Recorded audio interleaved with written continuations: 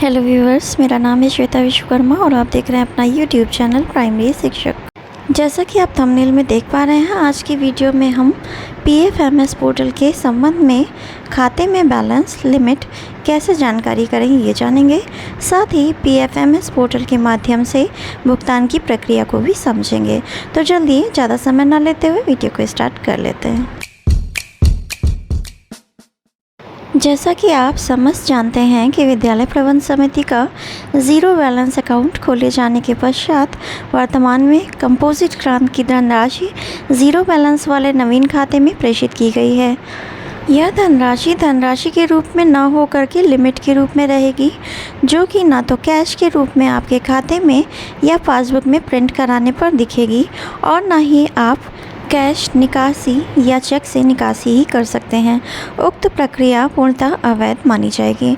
आपके zero balance खाते में धनराशि की जगह लिमिट जारी किए जाने से तात्पर्य है कि यदि छात्र संख्या के हिसाब से आपके विद्यालय में 10,000 मद बन रहा था तो उस खाते की लिमिट 10,000 जारी की गई है, अर्थात उस खाते के माध्यम से आप 10,000 तक का खर्च या भुगतान कर सकते हैं। किंतु यह प्रक्रिया नगद न होकर पीएफएमएस पोर्टल के माध्यम से ही करना होगा। अब सबसे पहले हम यह जान लेते हैं कि खाते में बैलेंस लिमिट की जानकारी कैसे करेंगे। ज़ीरो बैलेंस खाते में पासबुक पर प्रिंट के माध्यम से या बैंक में जाकर खाते में कितना मद आया है इसकी जानकारी प्राप्त नहीं हो सकेगी, क्योंकि खाते में धनराशि न भेजकर के खाते में लिमिट जारी की गई है। खाते की लिमिट की जानकारी के लिए आपको अपने ब्लॉक के लेखाकार के माध्यम से अथवा अपने विद्यालय की पीएफएमएस पोर्टल में मेकर आईडी व पासवर्ड की जानकारी प्राप्त करके उसके माध्यम से आप अपने ज़ीरो बैलेंस खाते की लिमिट की जानकारी प्राप्त कर सकते हैं। बेसिक शिक्षा विभाग विद्यालय स्तर पर पीएफएमएस पोर्टल के माध्यम से भुगतान की यह प्रक्रिया नवीन होने के कारण जल्द ही बेसिक शिक्षा विभाग में वह समग्र शिक्षा के माध्यम से विभिन्न स्तरों से आपको उक्त के संबंध में भुगतान प्रक्रिया की सूचना व जानकारी प्रदान की जाएगी।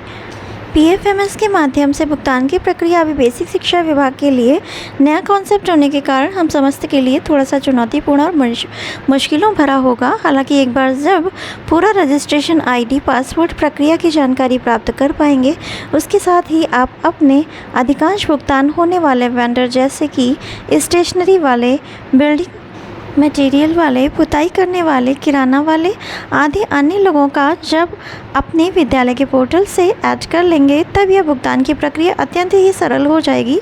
इसमें आपको एक प्रकार से पहले पोर्टल के माध्यम से प्रक्रिया को पूर्ण करना होगा, उसके पश्चात संबंधित पत्र आदि को बैंक आदि के माध्यम से प्रदान करके संबंधित के सीधे खाते में भुगतान करना होगा। पीएफएमएस पोर्टल पर भुगतान की प्रक्रिया में कुछ चरण हैं, तो चलिए चरण कौन कौन से हैं ये समझ लेते हैं। सबसे पहले हमें पीएफएमएस पोर्टल पर लॉगिन करना होगा। पीएफएमएस पोर्टल पर वेंडर की पूरी डिटेल भरते हुए उन्हें जोड़ना, अर्थात जिनको पैसे का भुगतान करना है उन्हें अपने खाते से जोड़ना होगा। इसके बाद एक्सपेंडिचर यानी कि जो हमारा व्यय है वो विवरण उसमें फिल करना होगा, भरना होगा, यानी कि जिस मद के लिए एक्सपेंडिचर कर रहे हैं उससे संबंधित विवरण भरना। इसके बाद संस्तुति संबंधी विवरण भरना होगा और डिडक्शन डिटेल विवरण को कंफर्म करके पूर्ण करना होगा। उक्त प्रक्रिया को पूर्ण करने के पश्चात बैंक में पत्र आदि के माध्यम से संबंधित के खाते में भुगतान करवाना होगा। अब भुगतान कैसे होगा, आइए इसे स्टेप्स के साथ समझ लेते हैं। पहले स्टेप में पीएफएमएस के माध्यम से पेमेंट करने के लिए, भुगतान करने के लिए सर्वप्रथम pfms.nic.in पर लॉगिन करेंगे।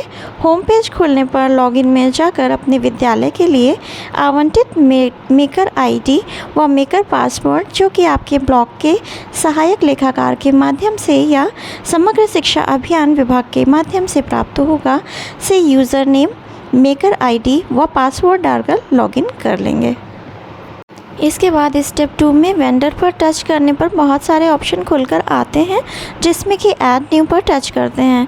ऐड न्यू पर टच करने पर कई बॉक्स के कॉलम खुलकर आएंगे, जिसमें कि वेंडर का पूरा डिटेल भरना होगा, जिसमें कुछ कॉलम अति महत्वपूर्ण रहेंगे जिसे अनिवार्य रूप से भरना होगा। मुख्य रूप से वेंडर या फर्म का नाम, इसमें फर्म का प्रकार सबसे पहले पूछा जाता है, जिसमें मुख्यतः 2 कॉलम आते हैं। पर्सनल अर्थात किसी को व्यक्तिगत रूप से भुगतान करना, या फिर फर्म अर्थात कॉमर्शियल भुगतान करना। इसमें वेंडर की डिटेल भरते समय सर्वप्रथम बिल्डर का नाम, type, address detail, GST number आदि डिटेल भरते हैं। इसके पश्चात मुख्य रूप से वेंडर की बैंक डिटेल भरना होता है, जिसमें वेंडर के बैंक का नाम, अकाउंट नंबर आदि भरा जाता है। वेंडर की पूरी डिटेल भरने के पश्चात सेव कर देते हैं, जिससे कि वेंडर संबंधी डिटेल पूरी हो जाती है। अब हम थर्ड स्टेप पर आते हैं, जिसमें हमें एक्सपेंडिचर यानी व्यय संबंधी डिटेल को भरना होता है। एक्सपेंडिचर पर क्लिक करने के पश्चात बहुत सारे विकल्प दाहिनी तरफ खुलकर आते हैं, जिसमें हमें सबसे पहले ऐड न्यू पर क्लिक करना होता है। ऐड न्यू पर क्लिक करने पर एक नया फॉर्म जैसा अर्थात बहुत सारी डिटेल भरने के लिए खुलकर आता है, जिसमें सबसे पहले स्कीम अर्थात किस योजना के तहत व्यय हो रहा है इसका डिटेल भरना होता है, जिसमें अधिकतर नीचे दिए गए बिंदु अर्थात समग्र शिक्षा वाले स्कीम के व्यय होते हैं, जिसे सेलेक्ट करते हैं। इसके पश्चात एक्सपेंडिचर डन कर रहे हैं उसे भरना होता है, अर्थात जिसके लिए व्यय कर रहे हैं। इसके पश्चात लाइटर अर्थात ऑफिस ऑर्डर नंबर, स्कूल का नाम आदि डिटेल भरते हैं।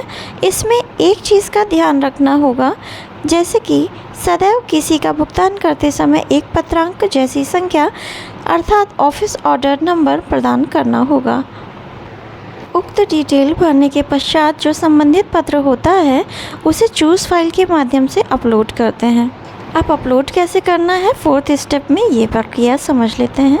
इसके पश्चात अपलोड सेक्शन लेटर के ऑप्शंस के माध्यम से संबंधित संस्तुति के पत्र को अपलोड करते हैं। इसमें कुछ डिटेल और भरना होता है, जैसे कि sanction date, available limit, total amount जो कि भुगतान किया जा रहा है। इसके पश्चात कुछ अन्य कॉलम अर्थात नरेशन डिटेल भरनी होती है, जैसे किस चीज़ के लिए भुगतान किया जा रहा है, यह भी स्कीम आदि में पूछा जाता है। जिसमें नीचे क्लिक करने पर बहुत सारे विकल्प आते हैं, जो कि विद्यालय के विभिन्न कार्यों से जुड़े हुए होते हैं। जिस मद में अर्थात जिसके लिए व्यय किया जा रहा हो उससे संबंधित विकल्प का चयन कर लेते हैं। इसके पश्चात सेव के माध्यम से उक्त सूचनाएं संरक्षित कर लेते हैं। प्रक्रिया में ही हमें एक वाउचर नंबर प्राप्त होता है।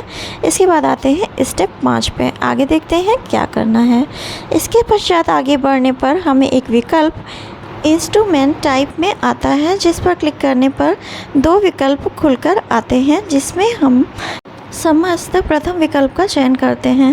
द्वितीय विकल्प डिजिटल सिग्नेचर से भुगतान का होता है, जो कि हमें नहीं करना है। इसके पश्चात ऐड डिडक्शन डिटेल का विकल्प आता है, जिसमें कुछ अन्य जोड़ना या घटाना हो तो उसे जोड़ा या घटाया जा सकता है। यदि अन्य कुछ ना जोड़ना या घटाना रहे तो ऊपर की प्रक्रिया को एक बार पुनः अच्छी प्रकार से मिलाकर जांच परख करते हुए ही आगे बढ़ते हैं, जहां पर अंतिम विकल्प के रूप में कन्फर्म बटन दबाना होता है। जब भली भांति सुनिश्चित हो जाए कि हमारा समस्त विवरण सही है, तब कन्फर्म बटन दबा दें। इस प्रकार हमारी PFMS पोर्टल पर की जाने वाली प्रक्रिया पूर्ण हो जाएगी। तो ये थी PFMS पोर्टल के माध्यम से भुगतान की पूर्ण प्रक्रिया। आई होप कि दिए गए स्टेप्स के माध्यम से पूरी प्रक्रिया को आप आसानी से समझ गए होंगे। फिर भी यदि कोई क्वेश्चन है तो आप कमेंट सेक्शन में ज़रूर पूछ सकते हैं। वीडियो अच्छा और उपयोगी लगा हो तो वीडियो को लाइक कीजिएगा, ज़्यादा से ज़्यादा शेयर कीजिएगा और चैनल पर फर्स्ट टाइम विज़िट किया है तो चैनल को सब्सक्राइब करके तुरंत ही बेल आइकन हिट कर दीजिएगा, ताकि नए वीडियो जो मैं अपलोड करूंगी उसका नोटिफिकेशन आपको मिल जाए और आप उसे देखकर सबसे पहले लाभान्वित हो सकें। आज के वीडियो में इतना ही। धन्यवाद। जय हिंद।